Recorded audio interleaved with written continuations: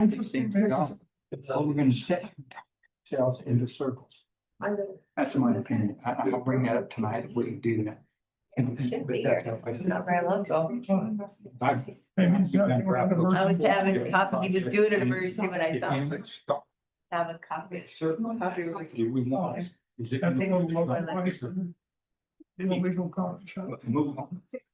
Let's get it over with. At least we'll get to a really good draft early. They don't have a business license. Is that right? Yeah. We'll create it. Back through. Don't drink coffee anymore. That doesn't matter. They got like it. Looking at. You know, it's in. Or the medicating circumstances for the following condition. They come along. Whatever you are, Jerry. Can't be. I'm One of the 529. can't be. Oh, gotcha. Okay.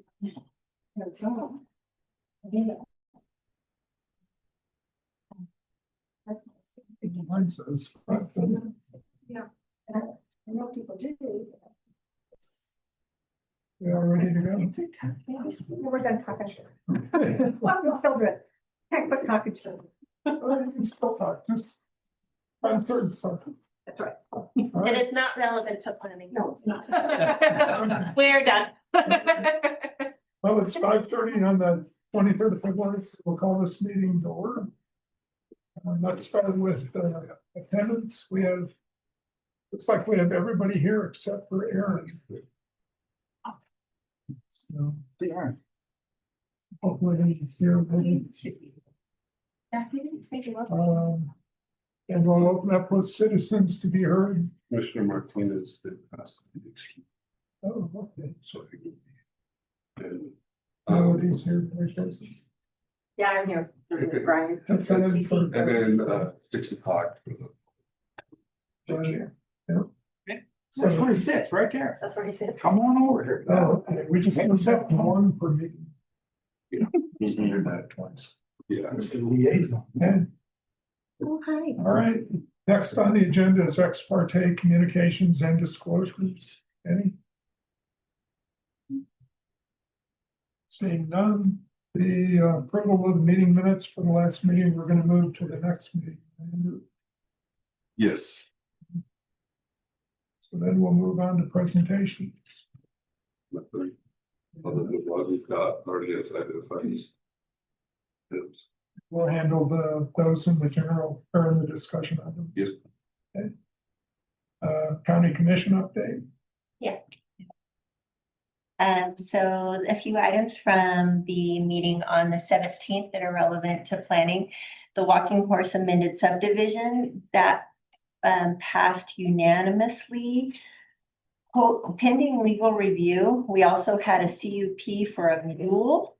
And that passed unanimously. And I think they identified that ordinance number as 8675309.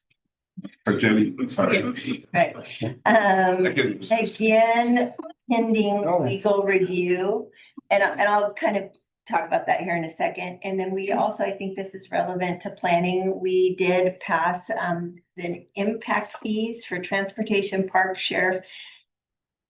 Transportation parks and sheriff on new construction. The recommendation made by Commissioner Winfield was to do it in a graduated manner over a number of years. And so the impact fees originally by the consultant were approximately $5,000 for a change in and bring it up to about $5,000 for a single family resident. And so what the proposal was to bring transportation to $650, sheriffs to $500, and parks to $1,500. So approximately $2,650 for a single family resident. And that passed 5-1 with Commissioner McCurdy in opposition.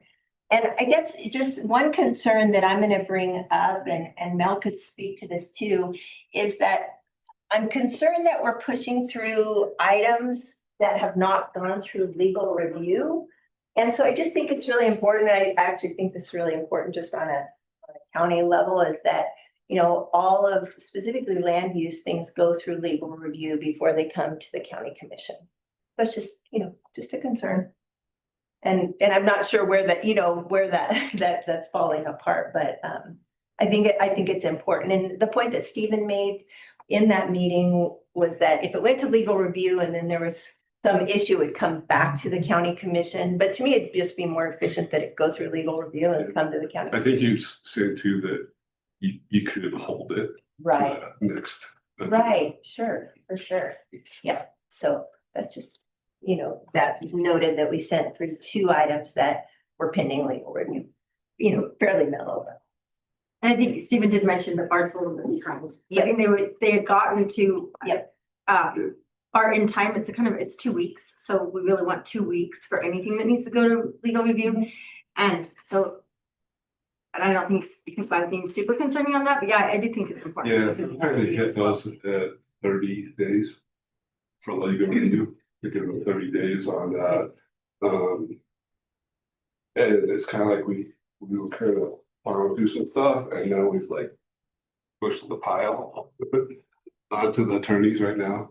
So I think that's the we case. There's so heard a lot many of things that. going at him. And yeah, I think if we do that, if that's something that's a suggestion, just say something that we see, that you guys see here in planning and zoning, that be a month out. Like, okay, well, instead of being like, oh, this is gonna go to the next commission meeting, possibly saying, well, this is gonna go on 2 from now. And if they get it done in advance, then it would go earlier. Right. But if not, then that way no one's expecting it to be, because it's hard when there's expectations. I tell the applicants, I think even though they're saying that it's a 30-day. Well, I'll just state that since I've been on the commission, things always went through legal review prior to coming to the county commission. So I just think we should return to that standard. I think we're putting ourselves in somewhat of a pickle when we pass stuff Question. without it going through legal. Being new to this, Yeah. and coming from a development side, I've Yeah. had both. I've had where my project went through legal review just because that was the process Right, that was set up by the county council. right. Or the county commission. If the county commission decides to do that, you make that happen, and that's what we do. We're just an advisory board. We push it to the next level that the county wants. And right now, that's the commission. If you say everything you guys do goes to these guys, then that's what we'll do. It's always just been the standard that it goes through legal review before it goes to the county commission. Okay, then I don't see there's probably no issue for us to vote on or talk about it. Yeah, I mean, It's just for the next That's steps, right? Yeah.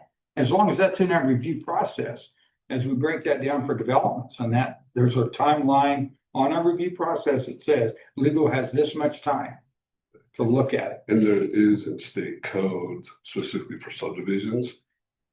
That Right. you have to But that's do within a certain different. length of time, or otherwise it's just. Right. But, some of these weren't, I understand.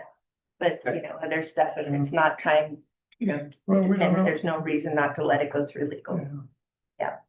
There's been times when it gets into a legal setting, and I'll just say this for the public side. And the little tiny thing is not correct, or they don't like it, so they send it back. And they send it back. And we started calling that a hip pocket veto by the county's attorney. They just didn't like the project, and that's happened to me, and I can show you the documentation. And that can't happen. State law now says you got so much time to do it, and it's In that specific in a and subdivision that's why they process, did but that. not Because of the. in most lands. And so as long as we do those things, I'm all for it, as long as it's in our review process. And the public can say, yep, that legal has this much time after this. Right. Perfect. Works great. I think we would all agree, we don't want to put the county in jeopardy of being sued, because then we all. They're pay for used the- to it. Well, Randy, we all pay for that, and so I think we would all want to keep us up. I understand what you're saying, and I do. I think review's fine. Oh, no. Let's move on with them. I do have, you'd ask about the request for proposals for the land use code. That did. I got notified on Friday that did get cleared through legal review, so it'll be out this week. I think that's actually, could you state that again so Oh, that yeah. everybody can do it? So we have the request for proposals for the land use code. And that just got out of legal review on Friday, and so it'll be out this week. Awesome. Awesome. And so I did just adjust everything 2 weeks from the dates that were in. It got delayed to 2 weeks. Well, that's a big step forward. That is Thanks, Andrew. great. It's huge. And it's nice to have members of the county commission here so that you can kind of track how this goes, because at some point we're gonna ask for money. I got you. I got you. I know how important it is. Okay, it sounds good. Good to hear. All right. Melody, did you have anything? I think that Trish did a good job. All right, on to the next. No public hearings today. So then we're on to general business. We have a couple of items. Member, you want to read through the water use and preservation?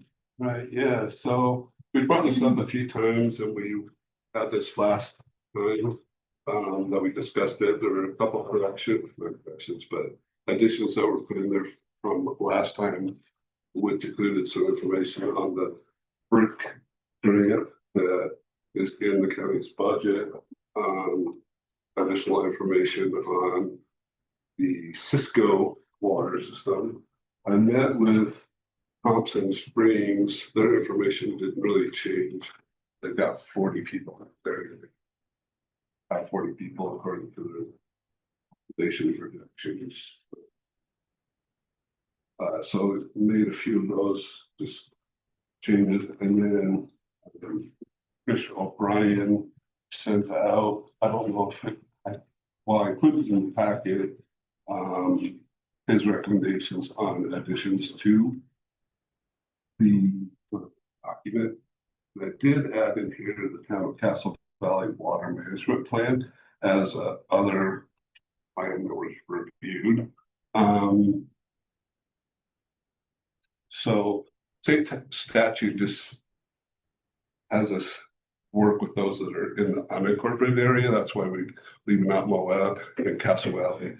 Well, we consult those plans because it is all part of the water system. And then I've sent off to the state for review, and they're going to also clarify a couple things because part of the recommendations are waterwise landscaping ordinance, but we've already adopted that, so I'm not so sure that we have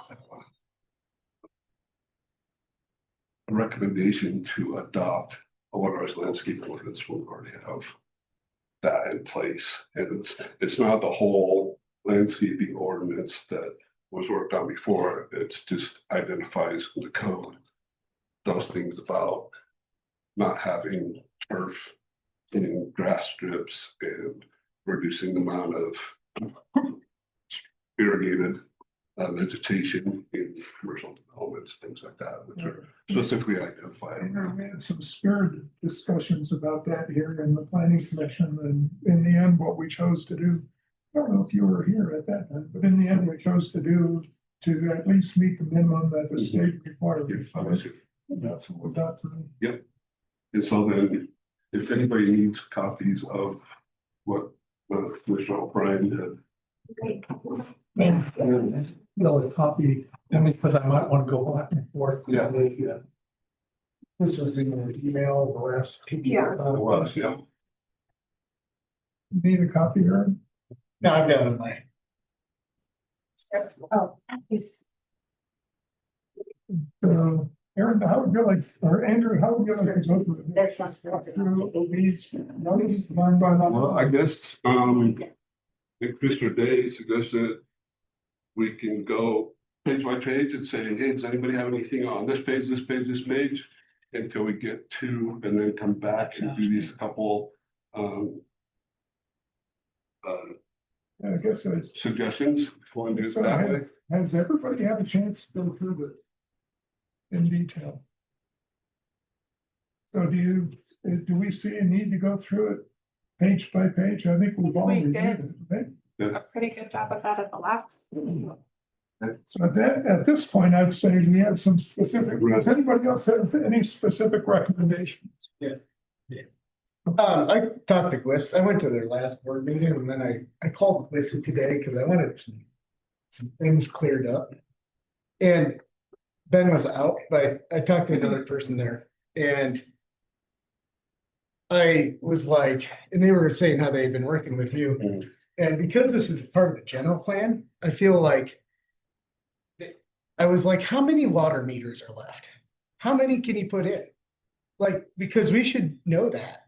And I find that an elusive answer, like there, or elusive question. No one knows.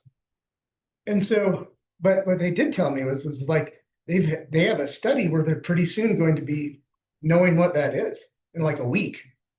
They have that coming out. I just feel like that's like first principle, like that should be like line item one. Because then we need to know, like, this is the amount of culinary water we have to, like, even if that number is controversial, it's what GWIS is gonna be dealing with. And I'm like, kind of like, I don't know. I feel like I don't wanna put this until that number's on there, because that's like basic thing. Because, you know, how's the commission and the county supposed to look at how we're supposed to plan for more development? If like, oh yeah, we, you know, I approved a 200, I mean, they were saying at Whistle, like, it would do, what happens if we approved a 200 room hotel and in a residential development? Who's getting the water? I mean, they're starting to stick, like, they're having those questions. And so, and I think, you know, we need to be like, oh, do you need to, like, I mean, the eyes are on the Colorado, but my eyes are on all the irrigation water in here. I mean, but I don't know. I'm not an expert on this stuff. I'm like, well, you know, we're building places in fields. It seems like the irrigation number is higher than the culinary use. Does the county need to start planning to be like, hey, we're gonna buy irrigation rights and start treating that water? So I just feel like that data point would be worth to table this, like, for that whole thing.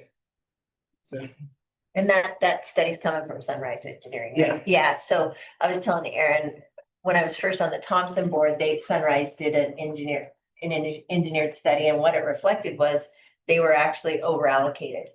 And so they had to back up and start working on that. And so it will be interesting when Sunrise comes out with, you know, their number, but I don't imagine they're in the same place, right?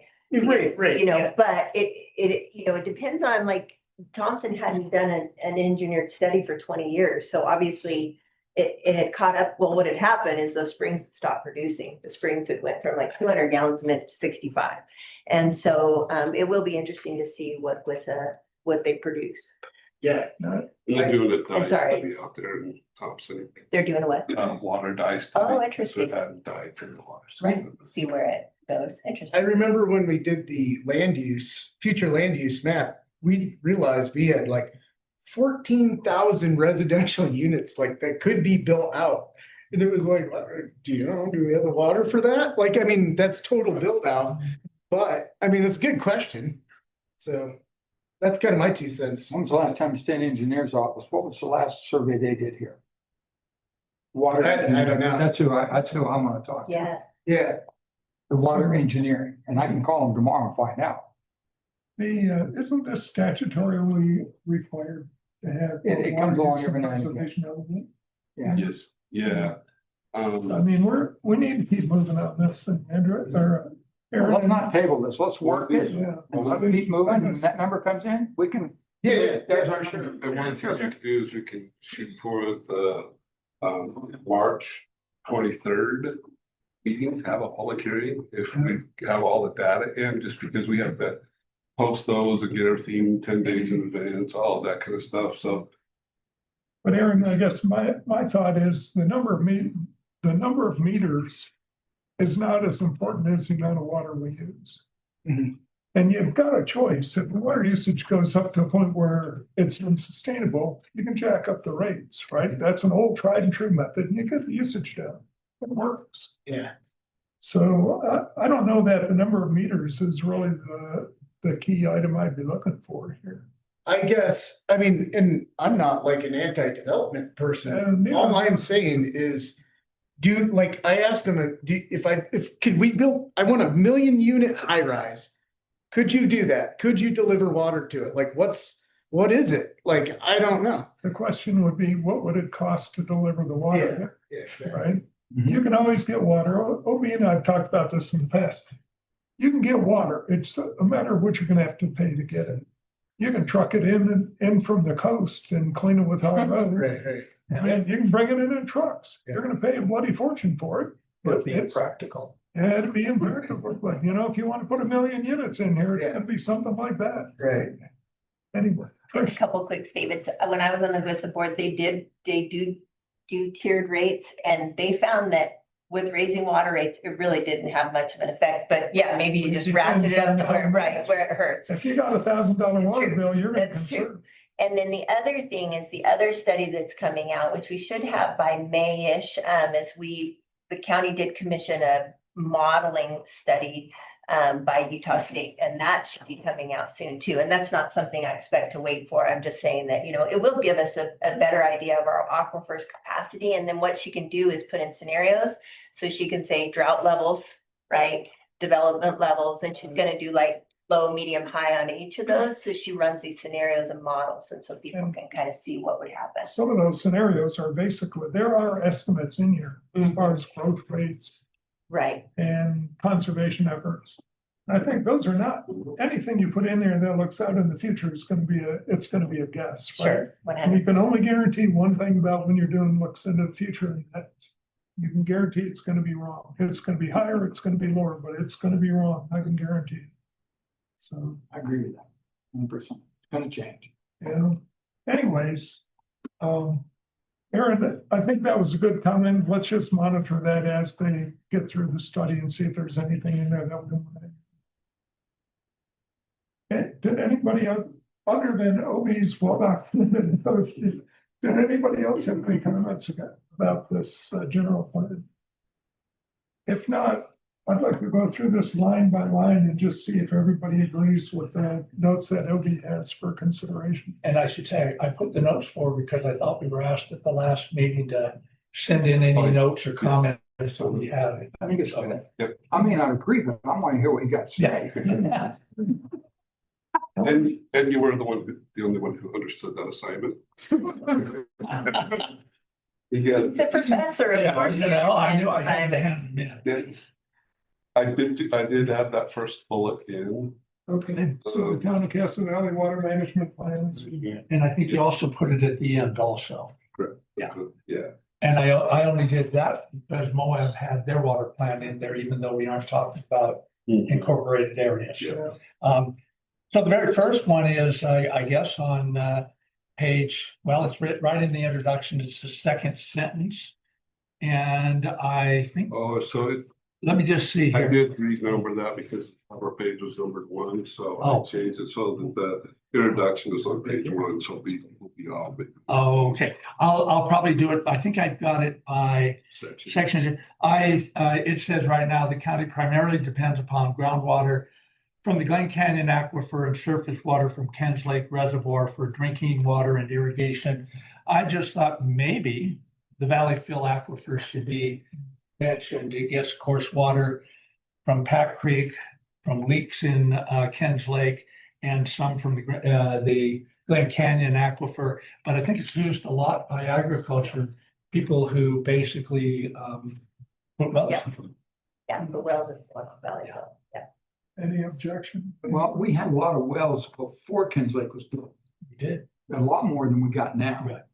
Because we didn't have water and sewer out there. But I'm just saying it also leaks.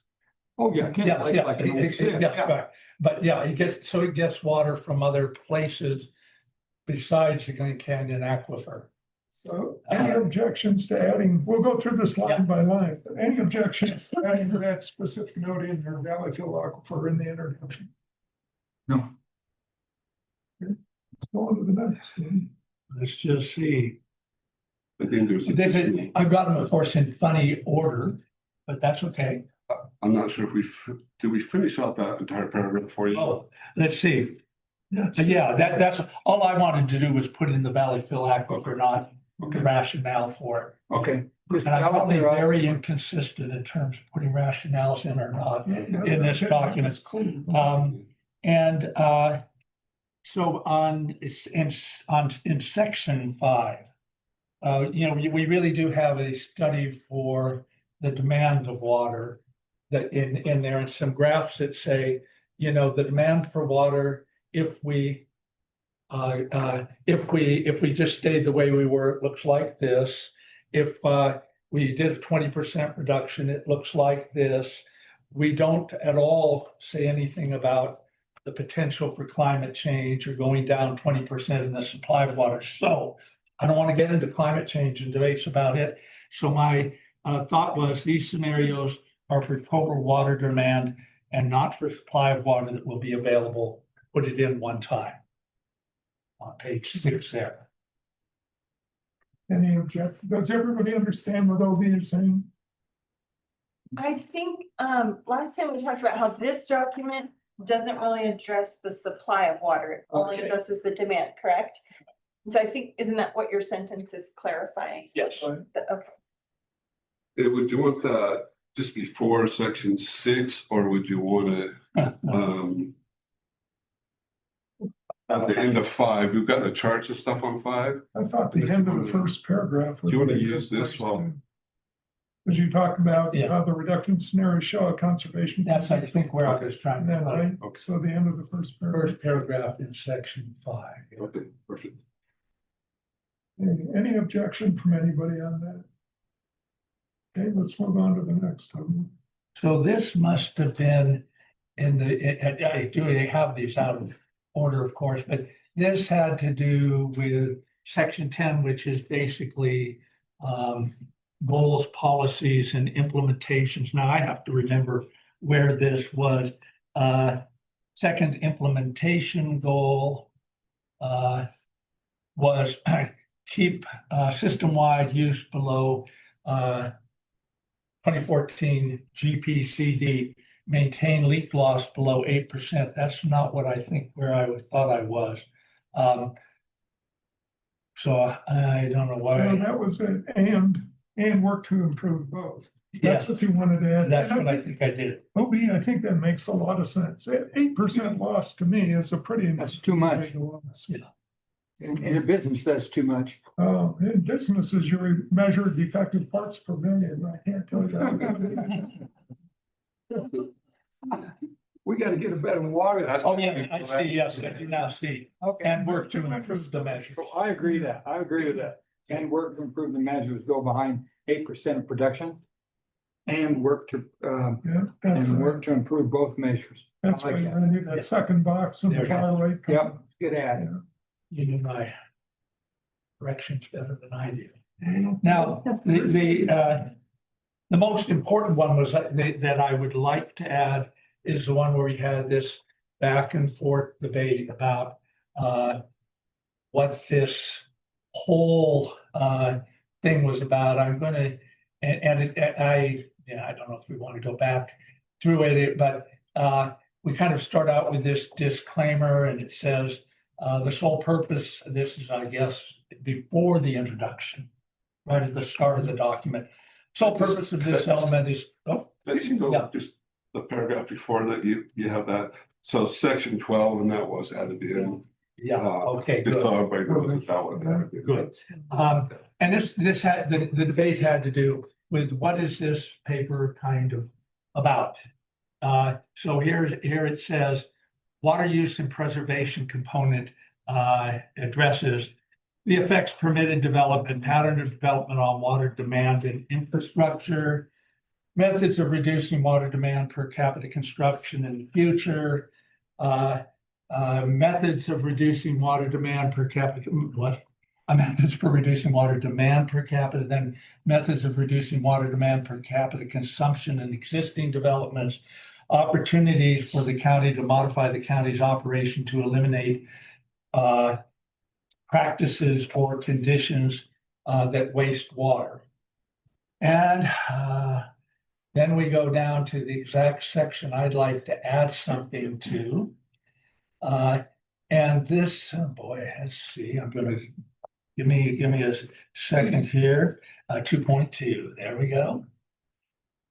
2.2, and in this section is, I'm not disagreeing with this, that the region should look for new groundwater, right? New water that we could have, and develop infrastructure and cooperate on joint projects and water permitting to bring basically water from the Colorado River. I thought at the time, this doesn't sound like our water use, right? You know, use how we're going to use our water and control demand for it. But I thought, and so this is the kind of rationale I thought, well, if we're going to do that, we ought to then worry about protecting the water that we have, the drinking water we have. And I think this came up in part because the thing about this is we're going to bring Colorado River water in and we're going to use it for secondary water. Then we'll have more drinking water from this source. So my rationale was the following. Okay, then I would love to bring up something I've talked before in the Planning Commission a great deal. We need protections for our drinking water for planning to develop. It is the reason that both Castle Valley and Moab, Spanish Valley have these drinking water sources. So there it is. So I could either leave the first paragraph that sits in here in 2.2 in there, or I could replace it. This is my suggestion. But you could actually leave it in and just use the verbiage I have here.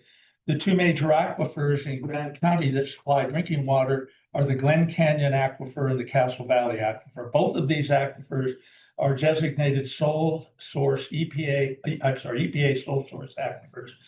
Only one other aquifer in Utah is so designated. Protecting these sources of drinking water are crucial for Grand County.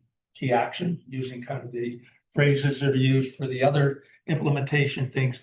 Grand County should extend the protection similar to the water source protection overlay, though not exactly, district to both of these EPA designated sole source aquifers during the current land use code updating process. So that's the suggestion that I would make to go in there and then get both water supply and water quality issues addressed. Obi, from a practical standpoint, what would that actually do? What it would do is, you mean in terms of protection? Yes. Yeah. So here is our sections of this, and let's see if I can kind of do it here. Kind of a summary. This is actually from the code, so you can actually. From what code? This is from our land use code, section 4.5. I don't know exactly which parts I should go to, but we should all look at it. And of course, if it's in the code, why do we worry about putting it in? Because it doesn't include our two sole source aquifers. The language is amazingly close to including them. Is that the code or is that the general plan? The land use code. Here, listen to this purpose. The WSPO Water Source Protection Overlay District is an overlay district intended to protect groundwater and the recharge basins for current and future public culinary water supplies in Grand County. To this end, the WSPO district shall be applied to the recharge areas designated according to the U.S. EPA sole source aquifer recharge areas and approved by then it says, and approved by the Utah Division of Water or other resource-specific studies approved by the state engineer. So it talks about protecting these areas, but then makes it so it's only in those areas that have kind of protected wells and springs. Why do you think they do that? I don't, why does the county do that? No, why does the state engineer's office? The state engineer thinks those are particularly crucial areas. Okay, And I think they are. that's why I'm afraid of an overlay. I understand. Irreparably or not even intended use or intended consequence of putting an overlay on private land where a guy wants to change his use of the land, but he can't because we've got this protection zone there and he can't use his land. That's my fear. I understand the Okay. fear. Yeah, Clear. and that's exactly the kind of thing that was done when this overlay was put on these areas.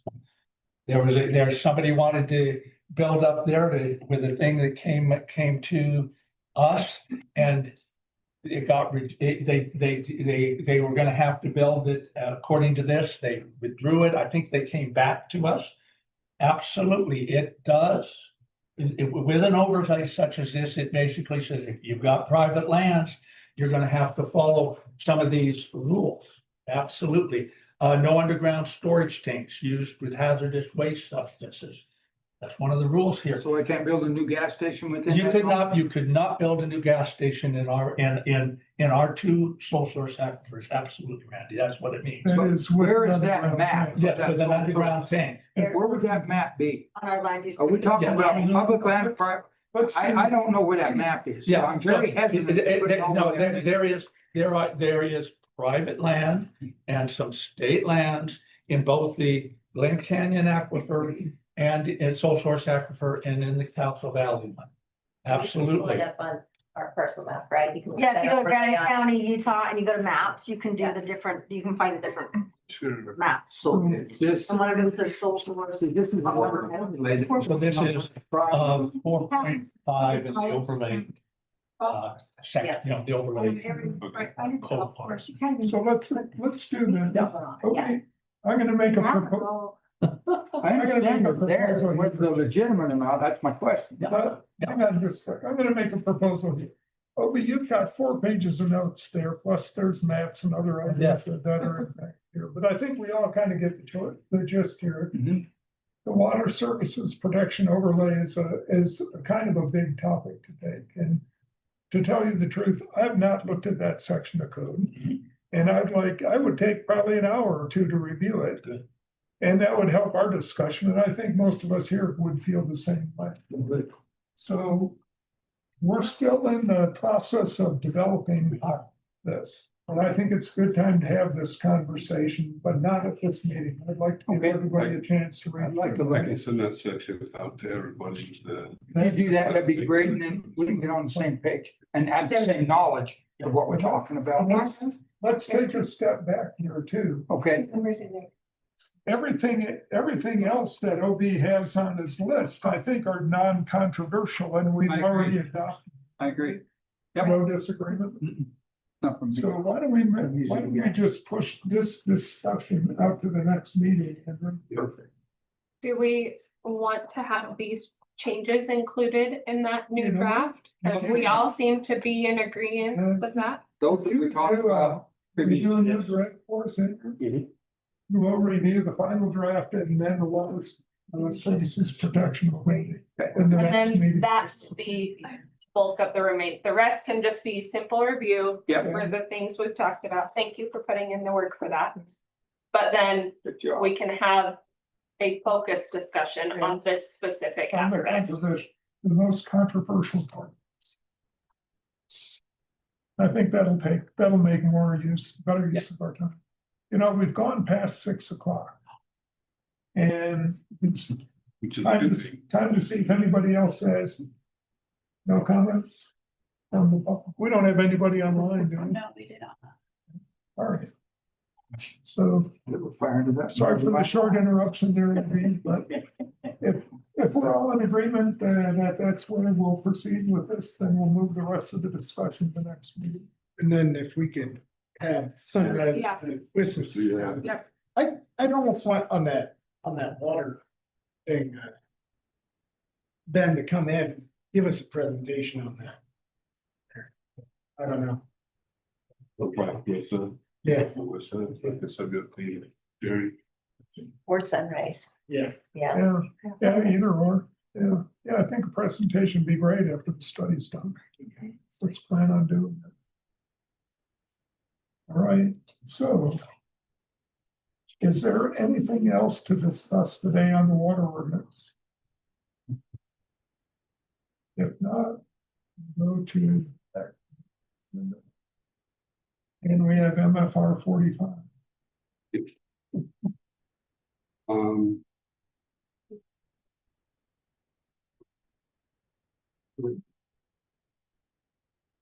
So this is a draft. I think. Aaron, did you have this first one that we talked about maybe like 2 months ago? 3 months ago? FR 45. Yeah. I made my own. Yeah. Okay, Yeah. and so that's listed in here. It starts with the 2.6 on the upper part of the page there, that's from Aaron, who worked on that part. And then it's got some AI images that show what the RMF 45 could look like. I will say on this, again, as we always try to say that AI, you have to ground truth things. And so I went up and drove through probably 6 or 8 examples of the residential multifamily 45 up in Provo. And I talked with the planning director there, and he said that although they have that, nobody's been able to achieve the 45 units per acre because of the parking. They would have to go underground, and once you go underground, then that changes the affordability of the entire project. About 30, and that's where they've got one level of parking under the building, so the building's on stilts, and then you can park under the building, right? And then they've got the open parking area. If you go to University Mall in Orem, and just north of University Mall in Orem, and they've got Aston and other big developments there. Those are about 100 units per acre. And I can get progress of those if you'd like as well. So in looking at these, there's a little bit of the, wow, everything looks really nice, but it doesn't always look Not that if you're their nice, neighbor. right? So, yeah, so that's one where they were doing a visual preference survey, and they had like high plains of Wyoming in the middle of winter, or Palm Beach, and everybody chose to be Palm Beach. So I'm not so sure that this first picture here of the courtyard example, I would assume that that's probably approaching just on the non-courtyard part, somewhere in the neighborhood of the 45 units per acre, but not if you include the courtyard portion of that. And same with these others, but at least it gives an idea. And Aaron's talked about we have this offset of the building faces, so it's not just like a 1950s, 60s era Soviet block building apartment, but that you have some type of variations in the roofs, the facades, and those going back to its most designed features there. Maybe we want things to be themed, so you've got the big huge pool. I don't know that we would want that because it evaporates, and I don't know that we'll all these green ones either. But just to get an idea of what you could possibly do with some of those. And then I just went into the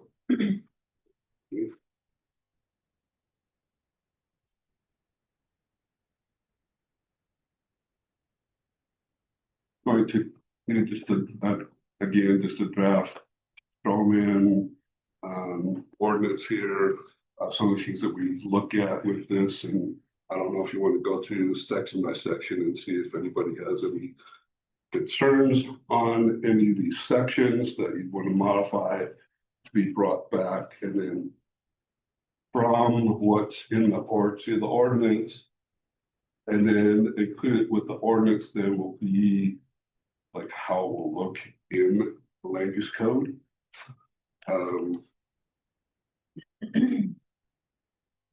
But we want to kind of get an idea of where it's going to be applicable, purpose intended, legal uses, etc. There's some things that you have to have by state code and all those zones. And then of course location that would have to be picked at some point in the future as to where this would be located. Chris, you had a question? Well, I guess let's just start with, if you don't mind convening, like, what's our highest density right now, allowed density? in the 18 county? units per Right. acre in highway commercial. Right, so that being said, I guess my big concern is why would we even entertain this type of density increase? Like, if we wanna start entertaining density increases, maybe we look at something that's a little more reasonable. I mean, I think to go from 18 to 45 is tremendous. I guess I have a number of concerns, but I'll just spill out my couple big ones. That one is right away. Just that density increase seems just exponential, and especially to hear you convey, well, they're not even really getting a built in place like Provo, which we're in Moab. So there's a big difference in the demographics of Provo to Moab. It's a university town, et cetera, and so on. Two is my concern as to where this came from. And I actually think I know where it came from. I have had those developers reach out to me in the past. I think it does pertain to one specific property, and that's a concern to me because I don't think we should be manipulating the land use code for one specific development. I think, again, when we talk about the land use code update, I think we want to be a little more holistic and look at these things appropriately. And Elisa Martin, and this was years ago, was brought to her via Hooper Knowlton and the LIHTC projects up north. And Hooper came and did a presentation to us, talked about this MFR 45. And she was trying to look at places like, would it make sense? And one is if we're going to go to, let's say, 5 stories, you know, it was up against hillsides where you weren't impacting view sheds, not only people, you know, behind it, et cetera, and so on, but also, you know, we have to look at it. So I think this is a really big deal. And I think we need to do more than go through a draft of it. I think we really need to look at this in the holistic, like, what do we want Moab to look like? And is this where we want to go? I think there's a lot of concerns spinning around this. And I guess, again, mine is, I don't think we should be rewriting land use code for one development. That's really concerning to me. It's good. We have 2 other people on their hand. Mary got her felt first. I also wondered what initiated this request for 45 units per acre. And I can tell you right now that you won't get 45 units per acre in any project. It just won't happen. Rim Village can't build out. Their build out is 18 units per acre on their highway commercial side, and the residential side, they didn't even finish, they couldn't build the residential side out. It was only 8 units per acre. And it's because of roads, drainage, and all the infrastructure. In fact, when people say make the land use code simple, land use code is simple. It's all of the other stuff that goes with it, like drainages and roads and engineering. If you're on a slope and how many houses are allowed on the road. Those are the kind of things that get those hurts. And if this was a LIHTC, what is that? I don't. Yeah. I asked them at HASU if they had to have an ordinance that had 45 units. They said, no, 19. Those credits aren't because you need more housing. It's those credits are allowed to anybody who asks for them within their project. And then growth. I want to know who's going to be living in these, and do we really need that many? In our general plan, the one we've adopted, it specifically says that the 10 years of growth in Grand County was only 653 residents, and that includes Thompson and Paso Valley. And that's 65 residents a year. How are we going to fill up 45 units per acre? I went through, because I was on the HASU site, of all the housing that's being currently built. That's a concern for me. And also Moab is not a growing community. Provo is the highest growing community in the state of Utah right now. Moab's not. We're still down there like number 20 or something. Or it's 15 or something. And you can find all that information out just by going to the Census Bureau. So I have a hard time with 45 minutes per acre, just because, and I agree with Trish, is it, if a developer's pushing, have a developer come with permission to this. There's gotta be a reason he thinks or she thinks we need it. I don't think we need it. Not that many. Not when I know, not one development in Grand Canyon, except for smaller subdivisions on large parcels, have ever maxed out their needs. Okay, I just had a whole series of questions because there were two drafts here and they're of course incredibly different. Right? One says 100% of affordable housing below 60% AMI. One of them doesn't have any requirement for affordable housing, but says, well, if you want to get a reduction in parking and some other stuff, then you could offer 20. So that is, the two plans are just far apart. I do believe there's, for this kind of bonus in density, there ought to be something done for the community. I'm not sure quite what that is, because we're going to need out of HASU and those folks a bit about how much affordable housing still needs to be built. We don't quite know yet. So that's one of the questions I had. Another one was, would you really want this to be a 1 acre development? Now, this time may almost go against what Mary's saying, because if you had 2 acres, you'd have 90 density. But the question, as I looked at the pictures, they talked about, well, these are pictures from 2 to 5 acre developments, and there is a difference in terms of how much open space you can have. So I don't know the right answer to that issue, but maybe 1 acre isn't the right answer to that for putting such a development in, if you were going to put it in. So one of the ones says 1 parking per door. I don't quite know what that means.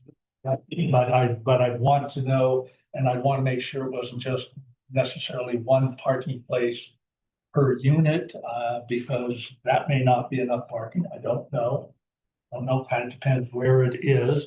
Let's see what, another one of the ones which doesn't have affordable housing as a thing. I wonder about second homes coming from California. There's a lot of people who have a beach home, and then they share it amongst the family. So I'm not, that's yet another question. Let's see. The other thing is where to locate, which I think is very important. Is this something that we would want for those commercial neighborhood zones? Not voting for it, just it's a question which I think is very important. And I think I use the terrible word, the W word, workshop. But if we were to go to any very high density, I think this is a thing that the community needs to input on. Is MFR 45 the kind of things you want in your community? Where would you like to have it, etc. So all of these are kind of concerns. I'm not against necessarily looking at something that might have higher density. 45 is seems to be quite high. Karen? I think, Andrew, you were saying that one of these things was something I think that I gave, this was Brian's. I had done something earlier. My main I did write one, and the main difference on mine is I think we do have pretty high density that we've done in the county with the HDHO. And the premise of that HDHO, the trade and compromise was ownership. That was a big one. And I think as we look into pathways of ownership, and I have looked up LIHTC projects that have included ownership. It has happened in Cleveland. The two are not exclusive. So I kind of think if we are building such density, allowing, opportunities of ownership where it's not just outside capital, owning large blocks of our employee housing, and it's only 20%. I mean, that to me, that right there, I'm concerned about, but, you know, is this kind of like an HDHO program without ownership? And that's kind of like my concern. I'm like, what, oh, great, 45.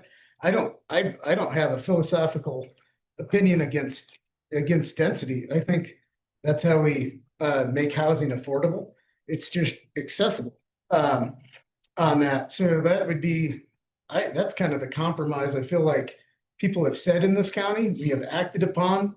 And I think that's the deal that, like Grand County citizens, I'm not speaking for all of them, but as one of them, I'm like, yeah, if we're gonna go that high, I want to see people being able to own their places and not just be a permanent renter class. And that is what our youth are looking at. They're staring down the barrel. They don't have abilities to own houses.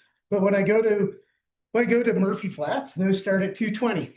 Now we're talking on ability to afford things. And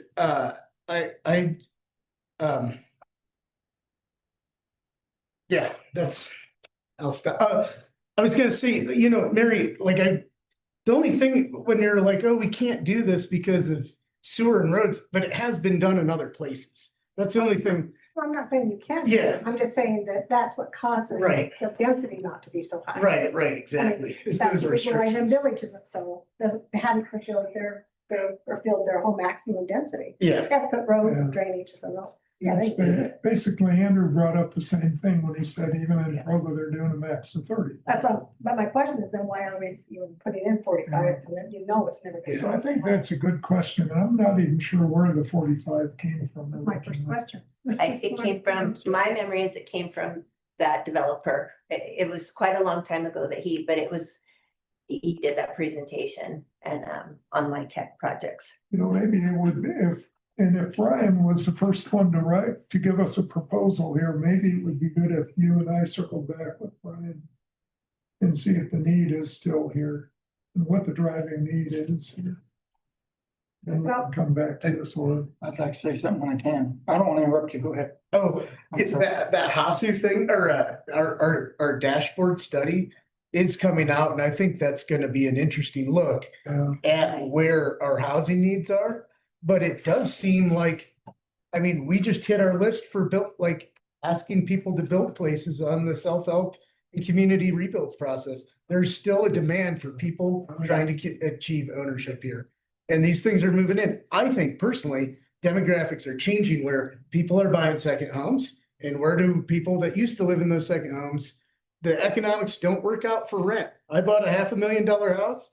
I'm not renting it to river guys for $1,500 a month. That doesn't work out. And so I think those homes I see stay empty. And so I think people are moving out of them and shifting into a more affordable housing situation. And then I'm you're gonna have to next, and then Sarah, and then I'll You're the go. chair. You got your hand up. You're a lot cuter than he is, but he's the one with the hammer. Here's my thought on it. Coming from purely a perspective of private property right, let's say. Okay, just from that guy. I buy a piece of property that's 3 acres and I want to build as many units as I can get, and you don't have that in your code. It's not there. So I come in and I propose 45 units an acre because I'm a pretty good developer. I've built high rises all over the state. Let's assume that I haven't, but that guy does, he exists. And I know some of those guys, and yeah, they can get 100 units an acre. But they got a 4-story parking lot first. Then they build the rest of the building, or they go underground 3 stories. We've never had that here. We've never had a parking structure, which is $120,000 per car to build. And because you got to build everything on top of it so it holds up, and it's pretty expensive. I don't know that I would have a zone that says 45 units an acre. I wouldn't be objecting to somebody coming and showing me how they're going to build it. And once again, but number one is that right now, as I understand it, and somebody can correct me if I'm wrong, but 3 stories is a max in our code. I think it's 35 feet. Yes. Our code says nothing more than 35 feet. Why? Because our fire. That's right, truck can fire only go code. that tall. So these guys gonna buy us a fire truck? I've seen that happen. They come in and buy you a fire truck to get 6 stories and you're building 5. Those things can happen. And again, you're back to where I want them to be able to use their land. I don't want to tell them what the economics are. I wouldn't do it. I would not be my own worst enemy to build 45 units an acre and put it up at one time in Moab, Utah. I'm thinking you're gonna have some vacancy rate, You think so? And Rand. but that's me.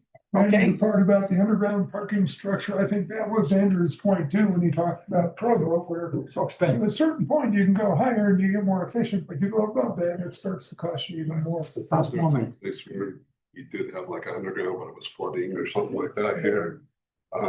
Which you don't have. We don't have much flooding in this desert. We had some. Right storm comes along. What I'm saying is, looking at it from strictly at private property rights, and I wouldn't want to stretch my infrastructure, although I'm a really cheerleader on moving infrastructure out. But to build a main collector road,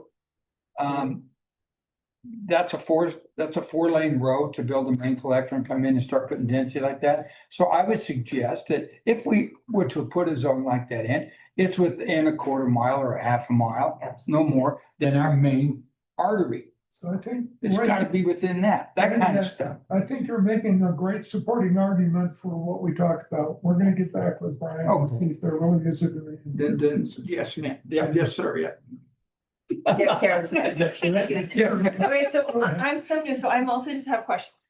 HASU, is that the Housing Authority? Okay, and is that what I came in and talked to you one time about, I was like, how many affordable housing units are coming online? Because it feels like there are many apartment buildings under construction.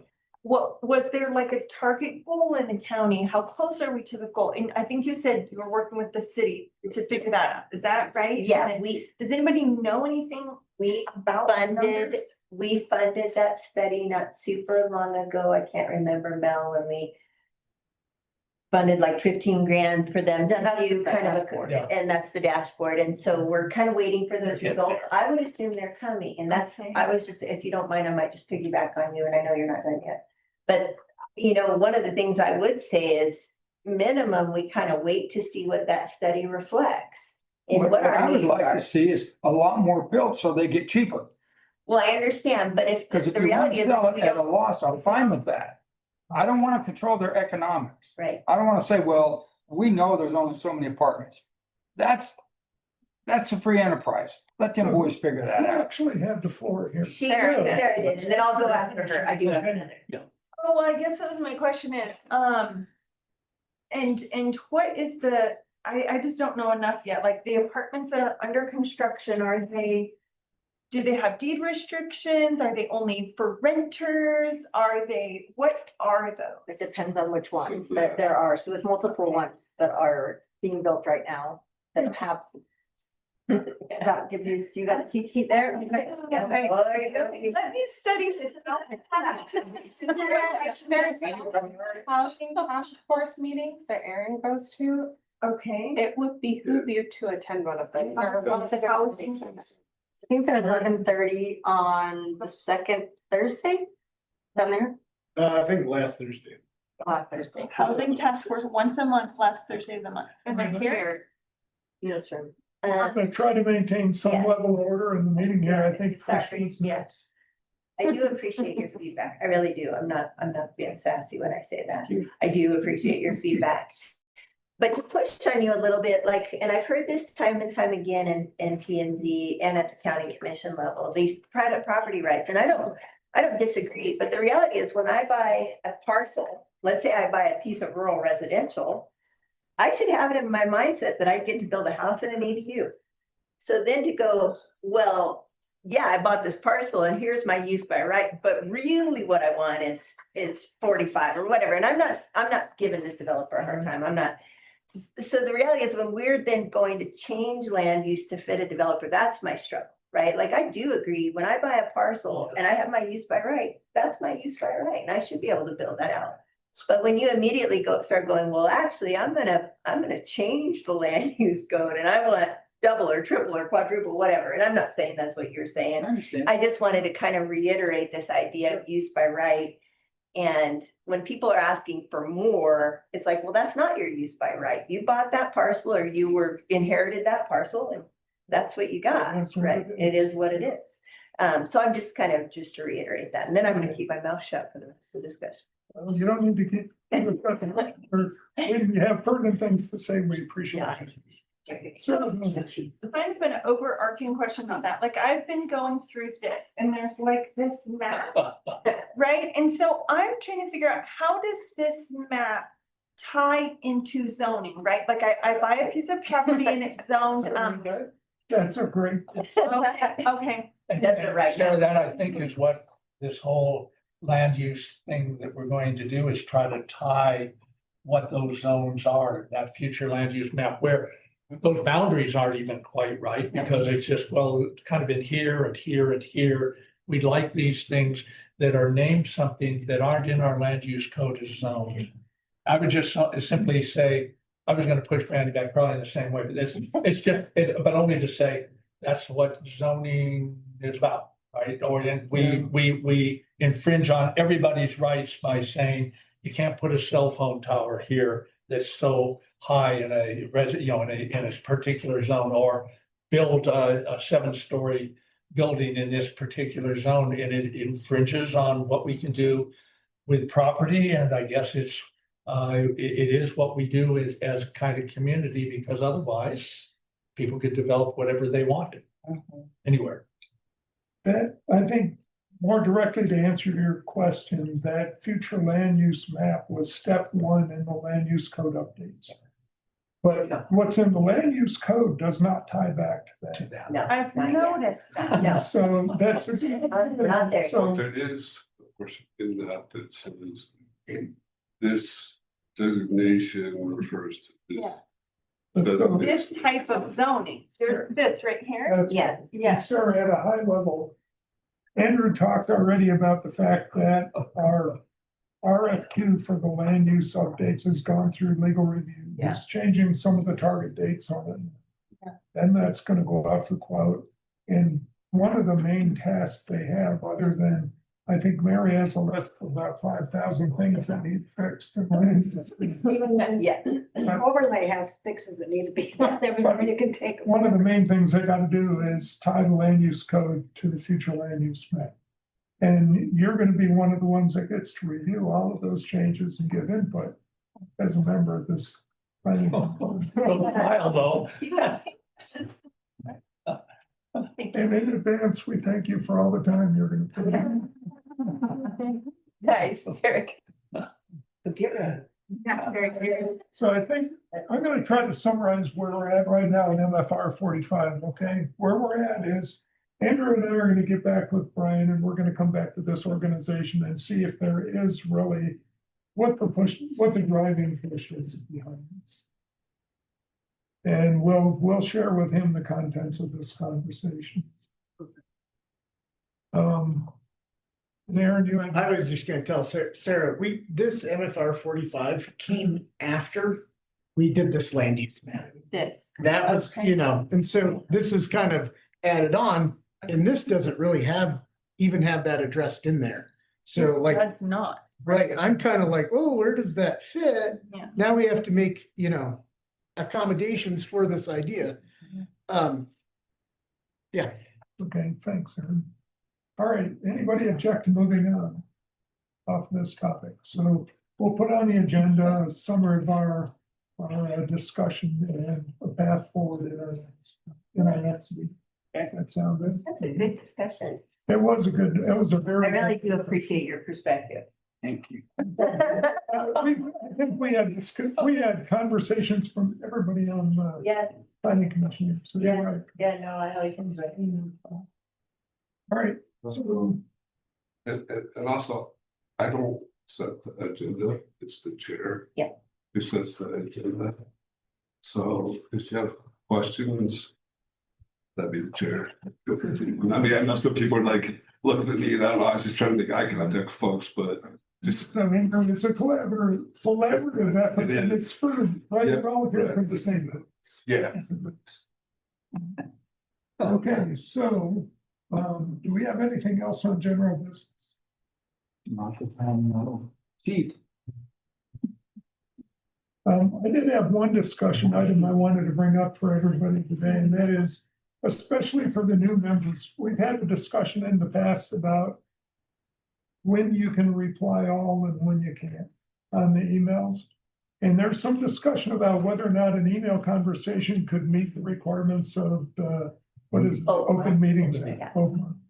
And so, if you're saying things like, hey, I mean, what Randy said, hey, I'm looking forward to reading through this. I mean, that you're not discussing substantive items, but I would still say, if there's not a specific, don't do a reply all for anything that needs discussion in a meeting. Save it for the meeting and discuss it here. If you want something added to the meeting agenda, let me know or let Andrew know, and Andrew and I will go over it. We meet every generally it's the week of, but if there's gonna be a public hearing, it will have to be 10 Vice days Chair as well. Just to add to that, anyone on the planning commission can talk to staff anytime they want to. So if you have any questions, we just try to answer. Probably why I sent my suggestions, Dan, because if you send them to everybody, then somebody will say, well, I like this, but I don't like that. And then you're starting to get in trouble. Yeah, so But don't then discuss. I put it to the staff report. Yeah. So don't discuss on email anything that should be discussed in a meeting. Okay. And I didn't have anything else. Does anybody else? have For any- future consideration. Yeah, I do. Do you want to? besides NFR 45? No, I don't, yeah.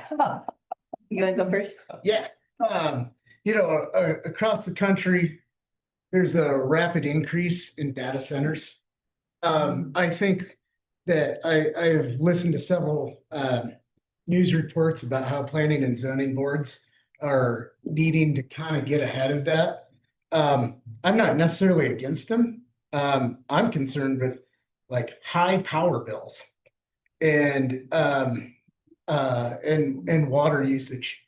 Although I don't know, like, I think we'd be a good target because we have wide open spaces with no neighbors on private parcels in the middle of the desert, nowhere. So I think it would really behoove us to have a discussion about that, see where the commission lies with that, and see or we could have one of these like pop up. I know a lot of, our lands outside are range and grazing and kind of protected like that, but that's just something I kind of want to think about because it's hitting communities fast.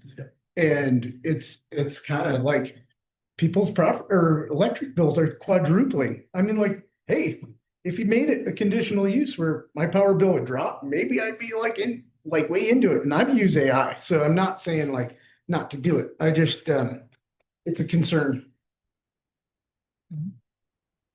I don't use AI. I just, yeah, that's what. My usual future consideration is and I'll let the chair and vice chair talk about this, is having somebody from UDAF, from Department of Ag and Food, come and do 15-minute presentation about ag protected areas. So that, and then if you guys are like not interested and we'll put it to bed, I'll let it lay until 2027. Let's put it that way. But if they come and do a presentation, you're like, okay, let's pursue this. Because I have been trying to do this for a long time, long before some of these other things have passed. And, so. You know what, Tricia, we'll talk about Yeah, that. you guys do that. And We'll then, talk about that. yeah, that sounds good. To tell you the truth, there might be a period of time between, when the land use code updates are Right.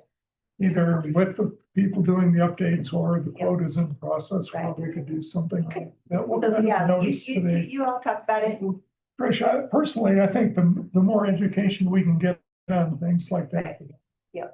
okay. I just have one item I'd like to add. Okay. I know that we're working hard and we're going through things, and these discussions are invaluable to make our deal, but I like the way that we approached the water deal. This is the paragraphs, this is it. I think we need to start planning how many pages we want to do, what pages we want to do, and work through it. And then we'll work through it, we come back and look at the playbook and go, does this work? And then reorganize ourselves again. But I think we can get in these discussions, and I'm terrible at, well, man, I'll get off on all kinds of things. Before you know it, we're talking fishing and we're supposed to be working on something else. Like right now. Like right now. So what I'd like to do, if we can, is just kind of line item each page and just go through it and let's get this You document know what, Randy, done. I gotta say, you're exactly correct, and OB actually did that. That was, I appreciate it. Yeah, that right there are his specific recommendations, and so we all took that assignment for the next meeting. Right, Andrew's gonna send out the section of code. And we're gonna see how that impacts what we're proposing here, and that's exactly correct. If you've got input, list them. Exactly where they go, and we'll have that discussion in the next meeting. Perfect. That's our expectation for the next meeting. Here's your homework. We used to do the Google Drive thing where we could line item thing. Is that something we should do, or do you prefer it like that? You know, the nice thing about this is you sit here in the meeting and you interact with the other people and you go through it. And that worked well with OB until we got to the 3 or 4 pages of context that goes with that one sentence that gets added. So I think in the case of this, Aaron, let's just give it a try, see if we can get through it that way. Okay. And in the future, if it seems to make more sense, like the Google Drive would probably work well for land use code where you got a lot of pages and a lot of comments. I almost wonder if that would be breaker ex parte. Yeah, that's the thing. Yeah, That's a good question. Yeah.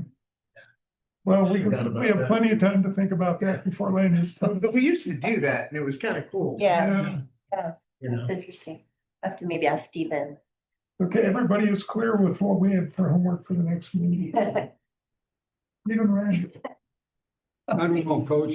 All right, I guess at this point then, if there's no other discussion, I'd entertain. Can we a motion. clarify what the homework is? Sure. So we're supposed to go line by line through the water use and preservation element. Actually, it's a little bit different. We've done that already.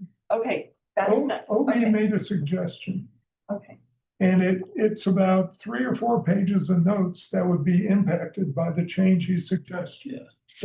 Andrew is going to send out some notes. okay, We have to review the section of code that would be applicable if we make that change in the water conservation amendments. With the map, too.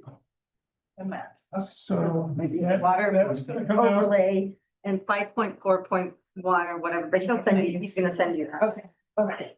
And if you have questions, you've got my email, and you can contact me. That's true. I have, you go first.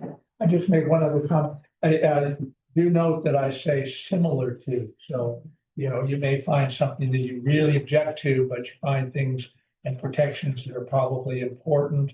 So, you know, I would approach it with that kind of spirit rather than it's up or down. Yeah. Although I would love it to be up. So are you trying to put this as a public hearing for March 23rd? Is that what I heard you say? Is that the timeline on it or not really? That was a suggestion. Because next meeting will be the discussion of the overlay water Just so that we protection. could plan that 10 days in advance, but we could always cancel it. None of you bring up a good, this is statutory. Right. Do we have a timeline that the state is? We over. December last year. December last year. Yes, last year. But we're working on it. As long as we're working on it, we're okay. Yeah, I've been. Pretty much is. Carrie, the only other future consideration I was actually gonna bring up, do we have any other specific ordinances or anything that the state is requiring us to update at this very second or from December of 2025? Are we good to focus on some of this other stuff in the meantime? So, Could we add that too? yeah, because we're gonna have to make some changes because actually by December of 2024, there had to be changes in the subdivision ordinance and some of those were made, but not all of them were made. And so we still have some administrative decisions that go to the county commission, which is typically a legislative board, although they have really all 3 powers, executive and legislative and quasi judicial. So we do have to make some changes from 2024. I just wanna make sure, I mean, if we're already this far behind on this one, I don't wanna be behind on any others, so if we've got other things that we need to get.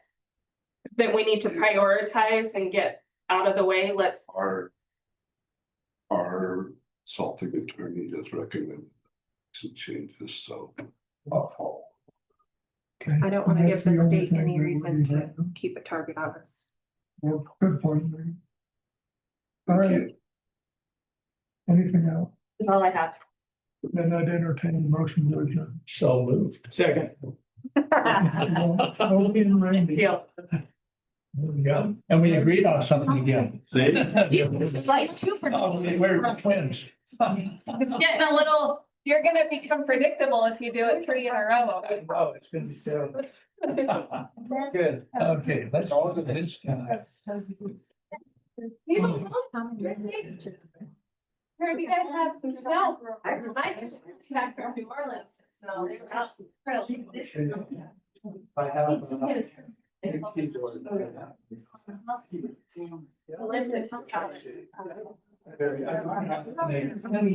open. Yeah. Order.